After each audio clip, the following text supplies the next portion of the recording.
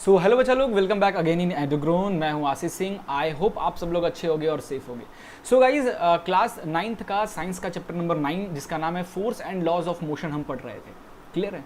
तो previous lectures की बात करें तो इस चैप्टर का इंट्रोडक्शन पार्ट हमने डिस्कस कर लिया और कुछ सेकंड में मैंने unbalance and balance force friction के साथ आपको पढ़ा दिया। नाउ आज इस चैप्टर का थर्ड लेक्चर में रिकॉर्ड कर रहा हूँ, ठीक है। और इस थर्ड लेक्चर में अपन स्टार्ट करने वाले हैं लॉज ऑफ मोशन में।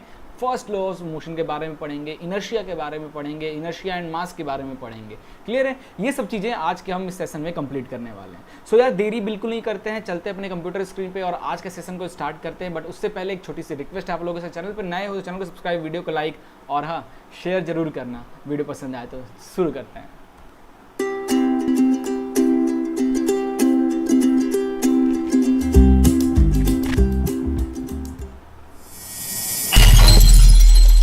सो गाइज, प्रीवियस लेक्चर्स में हमने इस चैप्टर का इंट्रोडक्शन पढ़ लिया था और इंट्रोडक्शन में फोर्स चैप्टर हैं तो फोर्स से क्या क्या इफेक्ट होता है वो हमने देखा। उसके बाद हमने बैलेंस और अनबैलेंस फोर्स को बहुत ही ज़्यादा डिटेल में हमने डिस्कस किया, ठीक है। फ्रिक्शन फोर्स भी हमने डिस्कस किया। नाउ आज हम स्टार्ट करने वाले हैं लॉज ऑफ मोशन, जिसमें अपन फर्स्ट लॉ ऑफ मोशन पढ़ेंगे, ठीक है। First law of Newton first law of motion पढ़ेंगे और साथ ही साथ इनर्शिया एंड मास भी देखने वाले हैं। ये दो टॉपिक को अपन इस आज के सेशन में खत्म करने वाले हैं। तो देखो, लॉज ऑफ मोशन से स्टार्ट करते हैं। तो गैलीलियो गैली एक साइंटिस्ट थे, उन्होंने कुछ एक्सपेरिमेंट किया था, है ना। उस एक्सपेरिमेंट को न्यूटन ने एक्चुअली गैलीलियो गैली ने अपने एक्सपेरिमेंट्स को ज़्यादा आगे तक नहीं बढ़ा पाए थे, ठीक है। बट न्यूटन्स ने उनके जो भी उनके स्टेटमेंट थे, जो भी आर्ग्यूमेंट थे, उसकी स्टडी की और फाइनली उनके आर्ग्यूमेंट और उनके स्टडी को थोड़ा सा और पढ़ के न्यूटन्स ने ये 3 लॉ आपके सामने दिया है, जिसे अपन न्यूटन्स 3 लॉज ऑफ मोशन कहते हैं, जिसमें Newton's first law, Newton second law and Newton third law आता है। आज के सेशन में अपन न्यूटन फर्स्ट लॉ को डिस्कस करेंगे, ठीक है। So guys, Galileo first of all said that object move with a constant speed when no force act on them. Galileo वो पहले इंसान थे जिन्होंने कहा था कि अगर कोई ऑब्जेक्ट कांस्टेंट स्पीड से चल रहा है, इट मीन्स उस पर कोई भी फोर्स नहीं लग रहा है। बट रियली में क्या ये चीज़ पॉसिबल है? क्या नहीं पॉसिबल है। क्यों? क्योंकि हमारे आसपास ऐसी काफ़ी सारी चीज़ें हैं जो कोई भी बॉडी, अगर कोई चीज़ मूव हो रही है तो उस पर अपोजिट काफ़ी सारे ऐसी चीज़ें हैं जो उसको रोकने की कोशिश करता है। अब ये भूत प्रेत की बात नहीं कर रहा हूँ, ठीक है। फॉर एग्जाम्पल, आप साइकिल चलाते हो, है ना। आपकी ये साइकिल है ज़बरदस्त वाली, वाह क्या साइकिल है। आप ये साइकिल रोड पे चला रहे हो। अब साइकिल जब आप थोड़ी सी पैडल स्पीड से मारो और फिर छोड़ दो तो आपकी साइकिल कंटिन्यूअस कुछ देर तक चलती रहती है। तो अगर आपकी बॉडी पे कोई फोर्स नहीं लग रहा है तो आपकी फिर साइकिल कुछ देर बाद रुक क्यों जा रही है? अपन कहते हैं ना, प्रीवियस लेक्चर्स में हमने पढ़ा था, अगर कोई बॉडी रेस्ट में है तो उसको मोशन में आना है तो कोई फोर्स लगाना पड़ेगा। फोर्स क्या करता है? किसी बॉडी को मोशन में ला सकता है। या फिर फोर्स क्या कर सकता है? कोई भी बॉडी मूव हो रही है तो उस पर अगर हम फोर्स लगाए तो वो बॉडी रुक सकती है, रेस्ट में आ सकती है। तो जब हमने पैडल को मारा, साइकिल के पैडल को, उसके बाद साइकिल के पैडल को हमने रोक दिया तो साइकिल जो आपकी कांस्टेंट वेलोसिटी से चल रही है, कांस्टेंट वेलोसिटी चल रही है, बट वो रुक क्यों जा रही है? तो क्या रहा है कि जब भी कोई बॉडी कांस्टेंट स्पीड से चलती है, इट मीन्स उस पर कोई फोर्स एक्ट नहीं होता है, ऐसा गैलीलियो ने कहा था। बट ये जो चीज़ है ना, ये प्रैक्टिकली पॉसिबल नहीं है। थ्योरेटिकली ठीक है बट प्रैक्टिकली पॉसिबल नहीं, क्योंकि हमारे आसपास ऐसी काफ़ी सारी चीज़ें हैं जो आपको रोकने की कोशिश करती है, जिसका नाम है, एक तो हो गया फ्रिक्शन फोर्स, एक तो हो गया फ्रिक्शन फोर्स, दूसरा हो गया ग्रेविटेशनल फोर्स, ठीक है, ग्रेविटेशनल फोर्स ये भी हो गया। और कौन सा हो गया? तीसरा हो गया ड्रैग फोर्स, ड्रैग फोर्स, ठीक है। ड्रैग फोर्स क्या होता है यार? हवा भी तो है ना, हवा की वजह से भी तो आपके ऊपर हवा आ रहा है, तो इसीलिए तो अपनी गाड़ी कार वगैरह डिज़ाइन करते हैं तो सामने से इस तरीके से चौखिना रखते हैं ताकि हवा यहाँ पे रुके ना, इस तरीके से निकल जाए ताकि हमारी कम पावर में ज़्यादा गाड़ी चले, ज़्यादा स्पीड पकड़ पाए। अपने एरोनोमेटिकली बनाते हैं ना कोई भी चीज़। तो ड्रैग फोर्स भी बहुत बड़ा, और कहा जाए तो एक तो जमीन से साइकिल के पैडल पे क्या लग रहा है? एक फ्रिक्शन फोर्स लग रहा है, अपोजिट डायरेक्शन में बॉडी मूव हो रही है इस डायरेक्शन में, तो फ्रिक्शन जमीन और चक्के के बीच में इधर लग रहा है। तो एक तो ये अपोजिट फोर्स हो गया जो आपकी साइकिल को स्लो कर रहा है। दूसरा, आसपास आपके एयर के पार्टिकल्स है, तो एयर के पार्टिकल्स से आप टकरा रहे हो तो जाहिर सी बात है आपकी कुछ ना कुछ स्पीड ड्रैग फोर्स की वजह से भी कम होगी, है ना। और ग्रेविटी तो है ही, उसकी वजह से भी मान लो, और हर जगह ग्रेविटी सेम में तो अपन कह लेते हैं ग्रेविटेशनल फोर्स उतना नहीं लग रहा है, बट फ्रिक्शनल फोर्स और ड्रैग फोर्स की वजह से आपकी साइकिल रुक जाएगी प्रैक्टिकली। है ना। तो अगर कोई बॉडी कांस्टेंट स्पीड से मूव कर रही है तो उसके ऊपर कोई ना कोई फोर्स नहीं लग रहा है, this is not in practical. But अगर यही आप वैक्यूम में चले जाओ जहाँ पे कोई भी पार्टिकल्स नहीं है, देन उस केस में ये चीज़ पॉसिबल है। Now this means if an object is moving on a frictionless path, देखो ये चीज़ तभी पॉसिबल है जब ऑब्जेक्ट आपका फ्रिक्शनलेस पाथ पे मूव कर रहा हो। तो आप कहोगे सर फ्रिक्शन नहीं, बर्फ पे फ्रिक्शन नहीं होता। बच्चा बर्फ पे भी फ्रिक्शन होता है, बहुत कम होता है एज कम्पेयर टू अदर चीज़ें। बर्फ पे चिकनाहट बहुत ज़्यादा है तो बहुत कम फ्रिक्शन, लेकिन वहाँ भी फ्रिक्शन है। और अब बर्फ पे आप कोई चीज़ कर रहे हो तो आसपास एयर तो है ना, ड्रैग फोर्स तो लगेगा ना यार। तो ये चीज़ frictionless path and no other force is acting upon it, the object would be moving forever, that is there is no unbalance force working on the object. ठीक है, but practically it is not possible for any object because to attain the condition of zero unbalance force is impossible, है ना। Unbalance force impossible है। Now force of friction, force of air and many other forces are always acting upon the object, हमेशा लगता है। ठीक है, तो इतनी चीजें, ये सब चीजें गैलीलियो ने कुछ ऑब्जर्व किया था तो उन्होंने ये लाइन बताया था ना। कुछ आर्ग्यूमेंट्स भी, गैलीलियो ने कुछ आर्ग्यूमेंट्स भी दिया। उन्होंने कहा कि when a marble is rolled down from a left it will go up on the opposite side up to the same height. जैसे ये फिगर को देखो, मैं यहाँ से हट जाता हूँ, इस फिगर को देखो, मान लीजिए इसकी हाइट इस तरफ जो ब्लॉक लगा है, इसकी ब्लॉक ये है ब्लॉक 1, ये है ब्लॉक 2। ठीक है, मान लेते हैं इसका एंगल अलग है, इसका एंगल अलग है, तो ये दोनों हाइट, ये h है, दोनों हाइट अगर सेम है तो आप जितने हाइट से, मान लीजिए आप 5 मीटर से ऊपर से बॉल अगर आप इंक्लाइंड सरफेस पे गिराओगे तो गिरने के बाद ये बॉल 5 मीटर ऊपर तक भी जाएगा, है ना। तो देखो ये लाइन बना हुआ है, ये सेम हाइट कवर करेगा।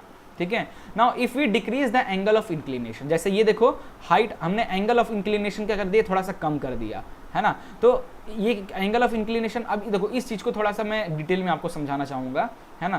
काफ़ी बच्चों को ये चीज़ समझ में नहीं आता तो मैं कोशिश कर रहा हूँ इसको डिटेल में समझाने की। नॉट दिस, थोड़ा सा हाई लेवल की अपन बातें करेंगे, बट घबराना बिल्कुल नहीं है, सब समझ में आएगा।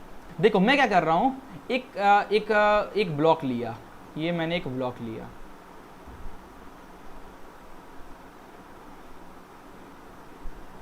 सेम एक ब्लॉक मैंने इधर लगाया, सेम हाइट का, है ना। मान लो 5 मीटर इसकी हाइट है और 5 मीटर इसकी भी हाइट है। ये एंगल इधर भी 30 डिग्री और इधर भी 30 डिग्री। तो सेम एंगल होने की वजह से, हाइट भी सेम होने की वजह से, इसका मतलब क्या है, ब्लॉक 1 की जो लेंथ होगी और ब्लॉक 2 की जो लेंथ होगी वो भी सेम होगी, मतलब कहा जाए 3 मीटर। अब अगर कोई बॉल आप इस हाइट से गिरा रहे हो तो ये बॉल नीचे आने के बाद ये बॉल उतनी एनर्जी से उतनी हाइट तक ऊपर जाएगी, उतनी ही हाइट तक पहुंचेगी। ये गैलीलियो ने फर्स्ट ऑब्जर्व किया था, क्योंकि अपन जिस हाइट से बॉल को छोड़ रहे हैं तो उस हाइट से हमने बॉल, तो उसकी पोटेंशियल एनर्जी है, एनर्जी की बात करें, जितनी एनर्जी उतनी एनर्जी, तो नीचे आने के बाद उतनी एनर्जी ऊपर तो जाएगा ही, फिर ऊपर जाएगा सेम हाइट तक जाएगा, है ना। जिस हाइट से अगर हम गिरा है उसी हाइट तक वो बॉडी जाएगा ही जाएगा। अब यही चीज़ देखो, मान लो मैंने एक ब्लॉक लिया 30 डिग्री का, है ना, लाइक दिस, ये 30 डिग्री है इंक्लिनेशन, हाइट है 5 मीटर, यहाँ से हमने बॉल गिराया। बट जो दूसरा ब्लॉक है उसकी अगर मैंने क्या किया, इंक्लिनेशन थोड़ी कम कर दी। इंक्लिनेशन कम करने की वजह से वो बॉल कुछ यहाँ पे हाइट अटेंड करेगा, है ना। ये मान लीजिए 20 डिग्री का ये बॉल है, तो थोड़ा आगे जाकर तो इसका डिस्टेंस मान लीजिए कितना है, 3 मीटर है, तो ये बढ़ जाएगा क्योंकि एंगल कम किए हैं, तो ये क्या होगा, ये लेंथ बढ़ेगा। सेम हाइट को मेजर करने के लिए 5 मीटर दोनों तरफ मेजर करने के लिए एक चीज़ तो बढ़ाना होगा, तो मान लीजिए ये 6 मीटर हो गया ना। अब ये बॉल यहाँ से गिराओगे, ये बॉल अगर इस 5 मीटर से गिराओगे तो ये बॉल आपका भले इंक्लिनेशन कम है तो क्या हुआ, ये फिर भी 5 मीटर तक ऊपर जाएगा ही जाएगा। ठीक है, यही गैलीलियो का है। बस इसमें हुआ क्या, इसमें इंक्लिनेशन कम करने से जो बॉल है थोड़ा ज़्यादा दूरी 6 मीटर ट्रेवल किया, बट हाइट उतना ही अटेंड किया। यहाँ पे 3 मीटर बॉल की हाइट और दोनों की ब्लॉक की सेम थी, तो 5 मीटर ऊपर से हमने गिराया तो 5 मीटर ऊपर तक गया, सेम डिस्टेंस। बट इंक्लिनेशन से 30 डिग्री था तब, यहाँ पे 30 है, यहाँ पे 20 किया। 20 डिग्री करने से 5 मीटर अटेंड करना है, तो जाहिर सी बात है बेसिक उसकी ब्लॉक की लेंथ बढ़ जाएगी, तो उसको कवर करने के लिए, क्योंकि वो तो भाई 5 मीटर से आया तो 5 मीटर तक ऊपर जाएगा ही, तो 5 मीटर ऊपर तक जाते जाते वो 6 meter distance, 3 meter distance extra travel कर लिया, लाइक दैट, है ना। ओके, ये चीज़ क्लियर हो गया। वही चीज़ कह रहा है। अब इसकी सेकंड पॉइंट में कहा था उन्होंने कि if you decrease the angle of inclination of right plane the marble would travel further until it reaches its original height. जब तक वो ओरिजिनल हाइट तक ना आ जाए तब तक वो ट्रेवल करता रहेगा, भले आप एंगल ज़्यादा या कम कर लो, ठीक है।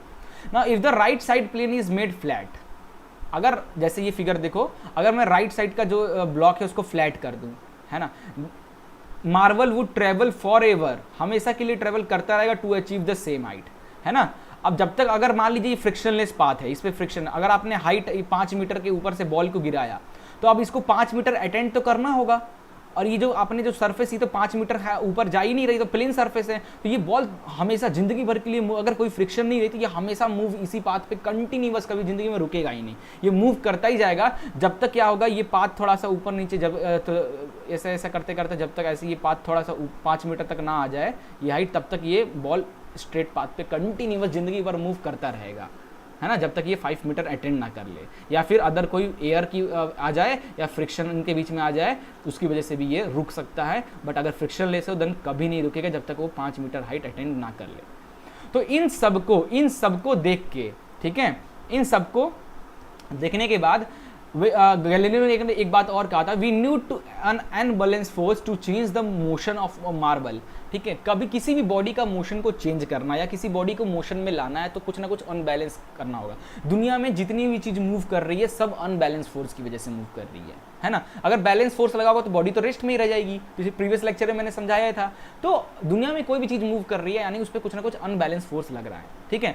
So of a marble, but no force is required when a marble is moving uniformly. But अगर कोई बॉडी यूनिफॉर्मली यानी कांस्टेंट वेलोसिटी से मूव कर रहा है, फ्रिक्शनलेस जगहों पे, कोई भी फ्रिक्शन ना हो, ड्रैग ना हो, इट मीन्स वहां पे कोई भी अनबैलेंस फोर्स की जरूरत नहीं पड़ेगी उसको मूव करने में, वो कंटिन्यूअस जिंदगी भर मूव करता रहेगा, ठीक है ना। इसी सब चीजों को देख के न्यूटन्स ने कुछ लॉज ऑफ मोशन के बारे में कहा। तो Newton's study the ideas of Galileo and gave the 3 laws of motion, ठीक है।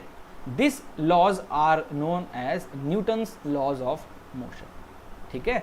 तो न्यूटन जो भैया जो थे, गैलीलियो के आइडियाज़ को थोड़ा स्टडी किए, उनको थोड़ा समझें, उसके बाद उन्होंने अपने नाम से 3 लॉज ऑफ मोशन, जिसको नाम दिया न्यूटन्स लॉज ऑफ मोशन के नाम से, उन्होंने 3 लॉज बनाए, जिसमें आज अपन पढ़ने वाले हैं Newton's first law of motion, ठीक है।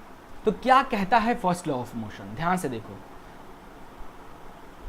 Any object remain in the state of rest or in uniform motion along a straight line until it is compelled to change the state by applying external force। इसका मतलब क्या हुआ कि if any object is in the state of rest then it will remain rest until a external force is applied to change its state। नहीं समझ में आया? और समझाते हैं, देखो क्या कह रहा है कि फर्स्ट लॉ ऑफ मोशन क्या कहता है बच्चा लोग, हिंदी में भी समझा दे रहा हूँ, समझ लो। ये है कि अगर कोई बॉडी रेस्ट में है, मान लो कोई बॉडी रेस्ट में है, तो वो बॉडी जिंदगी भर रेस्ट में ही रहेगी अनटिल अनलेस कोई एक्सटर्नल फोर्स उसको डिस्टर्ब ना करे, है ना, लाइक दिस। ये एक सरफेस है ना। अब ये एक कार खड़ी है आपके घर में, आपकी ये एक कार है ना, ये एक कार है। अब ये कार क्या है, रेस्ट में खड़ी है।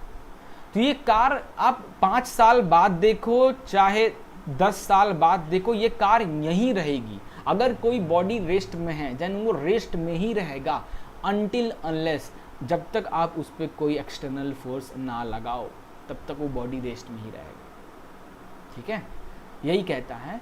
और एक चीज और कहता है, अगर कोई बॉडी मोशन में है, अगर कोई बॉडी मोशन में है ना, अगर कोई बॉडी मोशन में है तो ये तब तक मोशन में रहता है, ये हमेशा मोशन में ही रहेगा जिंदगी भर, जब तक आप कोई अपोजिट फोर्स ना लगा दो। यही है हमारा first law of motion. So clear हो गया। If an object is in state of rest और state of motion, it remain rest, sorry इसको ऐसे बोल सकते हो, if any object is in state of rest then will remain rest until unless the external force acting on that. If the body are in motion then it remain in motion until unless when we act some external force, ठीक है। This means all object resist to changing their state. The state of object can change by applying some external force. Rest से motion का state change करना है तो force लगाना पड़ेगा, कोई ऑब्जेक्ट मोशन में रेस्ट में करना है तो फोर्स लगाना पड़ेगा। ब्रेक लगाते हो गाड़ी को रोकने के लिए, वो एक तरीके का फोर्स ही हुआ ना, और गाड़ी को चलाने के लिए एक्सेलरेटर लेते हो, वो भी तो एक तरीके का फोर्स हुआ, लाइक दैट, है ना। सो यहाँ पे एक फिगर है, देखो, an object at rest will remain rest में ही रहेगा unless acted on an unbalance, जब तक आप उस पर कोई अनबैलेंस फोर्स ना लगा दो, है ना, तब तक बॉडी क्या होगी, रेस्ट में ही रहेगी ना। अगर कोई बॉडी अगर मोशन में, एक बार मोशन में आ जाता है तो वो कंटिन्यूअस मोशन में ही रहेगा अनटिल अनलेस, जब तक आप कोई फोर्स लगा के उसको रोक ना दो, ठीक है, ये मोशन में ही रहेगा, यही है। Hence, we can say that the object possesses a change in their state of motion or rest. This tendency of object to remain in the state of rest or to keep moving uniform is called inertia. इसको ही inertia कहते हैं, ठीक है। Body की tendency, बच्चा लोग, body की tendency rest में रहने का जब तक फोर्स ना लगे, और बॉडी की टेंडेंसी मोशन में रहने का जब तक कोई फोर्स ना लगे, इसी टेंडेंसी ऑफ मोशंस को अपन इनर्शिया कहते हैं। क्लियर है ना। आगे देखो, Newton's first law of motion in everyday life. Everyday life में आपको Newton first law of motion काफी जगह दिख जाएंगे, काफी जगह दिख जाएंगे। जैसे आपको बताता हूं, अ पर्सन स्टैंडिंग इन बस फॉल बैकवर्ड व्हेन बस स्टार्ट मूव सडनली। जैसे ये फिगर को ध्यान से देखो, है ना, आप खुद फील किए होगे, कभी बस में अगर ट्रैवल किए होगे आप, तो बस में क्या होता है, अगर खड़े होके ट्रैवल किए होगे तो आपको पता होगा बड़े अच्छे से, तो यहाँ पे बैठ के भी थोड़ी बहुत फीलिंग आती है। तो आप बस को पकड़ के खड़े हो, ठीक है, बस जैसे स्टार्ट होके आगे बढ़ता है तो आप बॉडी पीछे की ओर भागती है ना, ये क्यों हुआ। और जब आप कभी बैठे हो, बॉडी बैठे, मान लीजिए खड़े हैं और बॉडी अचानक से रुक गई, ब्रेक लगाया, बॉडी कह रहे हैं बस ने ब्रेक लगाया तो आप आगे की तरफ मूव करते हो, ऐसा क्यों होता है। ये इसलिए होता है because this happen because the person and the bus both are in rest while bus is not moving, but as the bus start moving the leg of the person start moving along with bus, but rest portion of the body has the tendency to remain rest रहने की tendency है उसकी, ऊपर वाली body की inertia जो है वो रेस्ट रहने की है। Because of this the person falls back if he is not alert, है ना। इसको कैसे समझाते हैं, इसको भी मैं डायग्राम की हेल्प से समझाता हूँ, आप बहुत अच्छे से तरीके से समझ जाओगे। देखो मैं क्या कर रहा हूँ,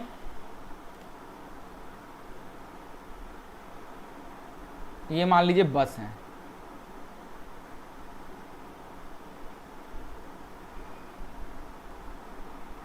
बस है, ठीक है, और ये आप हो,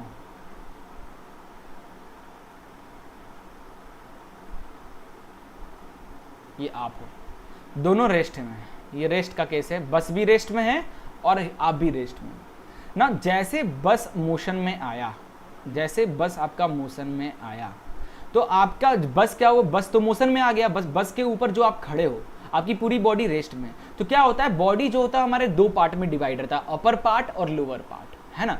तो जो लोअर पार्ट यानी आपके कमर से नीचे का, हिप के नीचे का जो पार्ट होता है लोअर पार्ट, हिप के ऊपर का पार्ट अपर पार्ट। तो जो लोअर पार्ट है आपकी बॉडी का वो बस के साथ क्या होता है, मूव कर जाता है, बस के साथ आपका लोअर पार्ट मूव कर जाता है, अपर पार्ट वहीं रह जाता है। यानी अगला फिगर अगर मैं बनाऊं मोशन का, अगला फिगर बनाऊं तो आपकी बॉडी कुछ इस तरीके की हो जाएगी, है ना। लोअर पार्ट बस के साथ आगे चली जाएगी और जो अपर पार्ट है वो वहीं रह जाएगी, है ना, इस तरीके से। अब क्योंकि बॉडी हमारी ऐसी तो है नहीं कि इस तरीके से टिल्ट हो जाए, है ना, हमारी बॉडी तो पैर ऐसे, फिर कमर ऐसे हो जाए, फिर ऊपर का पार्ट, ऐसा तो हो नहीं सकता, हमारी बॉडी इतनी फ्लेक्सिबल तो है नहीं। तो जब गाड़ी नीचे का, जब बस मोशन में आता है तो जो लोअर पार्ट ऑफ बॉडी है वो भी बस के साथ मोशन में आ जाता है, बट अपर पार्ट की टेंडेंसी क्या है, रेस्ट में रहने का, तो वो रेस्ट में ही रहेगा, ठीक है। तो वो अपने ओरिजिनल पाथ वहीं का वहीं रहेगा, बट आपकी पूरी बॉडी बस के साथ आगे चली जाएगी, जिसकी वजह से अब ऐसा तो बॉडी हो नहीं सकता, इसीलिए आपको एक बैकवर्ड इस तरीके से लगता है, आपको बैकवर्ड, तो आप पीछे की तरफ चले जाने लगते हो, लाइक दैट, ठीक है। वहीं अगर हम बात कर लें दूसरा केस, जब गाड़ी अचानक से ब्रेक लगती है, जब गाड़ी में अचानक से ब्रेक लगती है तब क्या होता है ना, तब क्या होता है, देखो आप खड़े हो, मान लीजिए बस है, ये बस चल रहा है, ये बस क्या है, मोशन में है, ये बस मोशन में है, और आपकी पूरी की पूरी बॉडी भी क्या है, आपकी पूरी की पूरी बॉडी जो है वो भी मोशन में है। अचानक से ब्रेक लगाया आपने तो बस क्या आ गया, रेस्ट में आ गया, बस रेस्ट में आ गया, बस, लेकिन हमारा बस तो रेस्ट में आ गया, तो हमारा जो बॉडी का लोअर पार्ट है, हमारा बॉडी का जो लोअर पार्ट है वो भी रेस्ट में आ जाएगा, है ना, वो भी, बट हमारा अपर जो पार्ट है वो तो उसकी टेंडेंसी क्या होगी, उसकी टेंडेंसी से मोशन ही नहीं रहेगी, तो हमारा बॉडी फिर से ऐसे हो जाएगा लाइक डेट। और हमारा बॉडी ऐसा हो नहीं सकता, इसलिए हमको एक आगे का लगता है कि हम आगे की ब्रेक लगता है तो आगे की तरफ जाते हैं, नीचे वाला बॉडी पीछे ही रह जाता है और आगे वाली बॉडी आगे चली जाती है हमारी, इसलिए। बट वापस से हम ओरिजिनल पाथ में आते हैं, वापस से ये बॉडी क्या होता है वैसे ना होके वापस से अपने स्टेट पे आ जाता है। तो ये जो आपने इधर की तरफ ये जो आगे तरफ फेंका गए, आगे चले गए, यही तो है आपका ये जो फीलिंग है, ठीक है ना। ये जो फीलिंग है यार, आप जरूर कभी ना कभी अपने बस या कार में ऑब्जर्व जरूर किए होंगे, क्लियर है। Now, before hanging the wet cloth over a laundry line, usually many jerks are given to cloth. जब भी आप क्लॉथ को आप घर में देखे होगे, मम्मी को अगर खुद कपड़ा धोते होगे तो पता होगा, नहीं तो घर में पेरेंट्स अपनी मम्मी को जरूर देखे होगे। कपड़ा धुलने के बाद आपकी मम्मी क्या करती है, उसको पहले तो इस तरीके से मोड़ के उसका सारा पानी निकालती है, उसके बाद जब उसको क्या बोलते हैं, लटकाने से पहले, हैंगिंग करने से पहले वो अपने कपड़े को इस तरीके से जर्क देती है, ऐसे जर्क। उससे क्या होता है कि जो पार्टिकल्स है कपड़े में, जो पार्टिकल है उनकी टेंडेंसी क्या है, रेस्ट में रहने का। और हमने क्या किया, हमने क्लॉथ को मोशन में कर दिया, तो जो पार्टिकल अपनी जगह पे ही रह जाएगी और क्लॉथ नीचे चला जाएगा, तो पार्टिकल हवा में आ गई तो वो उड़ जाएगी। इस तरीके से बार बार जर्क देने से क्या होता है, पार्टिकल की टेंडेंसी रेस्ट में रहने का, बट हमने मोशन किसको दिया, हमने मोशन दिया क्लॉथ को। तो क्लॉथ तो ऊपर नीचे होगा, पार्टिकल वहीं रहेगा, जिसकी वजह से पार्टिकल फिर एयर में गायब हो जाएगा और कपड़े हमारे सूखने लगते हैं। ये भी एक तरीका है, एग्जाम्पल है Newton's first law of motion का। अब ये देखो, स्ट्राइकर, आपने जरूर कैरम खेला होगा, कैरम तो खेला होगा। कैरम खेलने टाइम जब आप स्ट्राइक करते हो, तो जब स्ट्राइक करने के बाद नीचे वाली जो आपकी कॉइन होती है वो स्ट्राइकर के साथ आगे चली जाती है, बाकी के पूरे कॉइन वहीं पे गिर जाता है। ऐसा क्यों? आपने पूरे कॉइन्स को तो मोशन नहीं दिया ना, आपने सिर्फ नीचे जो नीचे वाली गोटी है, जो कॉइन है, सिर्फ आपने उसमें आपने फोर्स लगाया, तो उसकी टेंडेंसी क्या हो गई, मोशन में, तो वो चला गया। ऊपर वाली जो चीजें हैं वो तो उनकी टेंडेंसी तो रेस्ट में ही रहने की है, तो वो तो उसी जगह पे रेस्ट में ही आ जाएगी, नीचे गिर जाएगी, इस तरीके से, है ना। एक और डेली टू डेली लाइफ है, ये देखो, आप कभी ये एक्सपेरिमेंट, आपके पास कैरम नहीं है तो कोई बात नहीं, ये ग्लास ले लेना, ग्लास पे कोई कार्ड रख देना, कोई भी हार्ड, उसके ऊपर 1 रुपये रख देना और कस कर इस तरीके से उंगली से मारना। तो आपने किसकी टेंडेंसी को छेड़ा, आपने कार्ड की टेंडेंसी रेस्ट में थी, आपने मारा तो कार्ड की टेंडेंसी मोशन हो गई, बट आपकी जो कॉइन है उसकी टेंडेंसी तो रेस्ट में ही रहने को है, कॉइन की टेंडेंसी तो रेस्ट में है, तो कॉइन वहीं पे रहेगा, रेस्ट में वहीं पे रहेगा, और कार्ड हटा तो कॉइन ग्रेविटेशनल फोर्स की वजह से नीचे की ओर गिर जाएगा। तो कार्ड का टेंडेंसी था मूव होने का, तो वो चला गया, बट कॉइन का रेस्ट में ही रहने का था, तो वो वहीं पे रह गया। तो ये सब कुछ day to day life experiment है फर्स्ट लॉ ऑफ मोशन के। Clear? Now inertia and mass, अगला टॉपिक है हमारा, इनर्शिया और मास को समझते हैं। देखो भाई ये क्या है। Now the inertia of object is depend upon its mass. Inertia जो होता है ना, वो डायरेक्ट मास पे डिपेंड करता है, यानी आप कह सकते हो इनर्शिया है वो डायरेक्टली प्रोपोर्शनल होता है बॉडी के मास पे। Lighter object have less inertia, that is they can easily change their state of rest और मोशन, है ना। जैसे देखो, मैंने एक एक्सपेरिमेंट के लिए एक स्टैंड में एक क्या बकेट लगाया, जिसमें हमने एक में सैंड भर, एक खाली है। तो आप बताओ कि अब ये हल्का है तो इसको आप आसानी से मूव कर सकते हो, इसकी रेस्ट में इसको रोकने का, जैसे अगर ये जो बकेट है अगर मूव हो रहा है तो इसको रोकने के लिए आपको बहुत कम फोर्स लगाने की जरूरत पड़ेगी, या फिर उसको मोशन में करने के लिए बहुत कम फोर्स लगानी पड़ेगी। वहीं अगर आपके बकेट में मैंने सैंड डाल दिया, उसका मास बढ़ा दिया, तो मास बढ़ाने की वजह से अब उसको मोशन में लाने के लिए आपको फोर्स ज़्यादा लगाना पड़ेगा, अगर वो मोशन में है तो उसको रोकने के लिए फोर्स ज़्यादा लगाना पड़ेगा। तो मास और इनर्शिया का यही रिलेशन है, अगर मास कम है देन इनर्शिया भी कम लगेगा, यानी फोर्स कम लगेगा उस बॉडी को मूव करने में या रोकने में।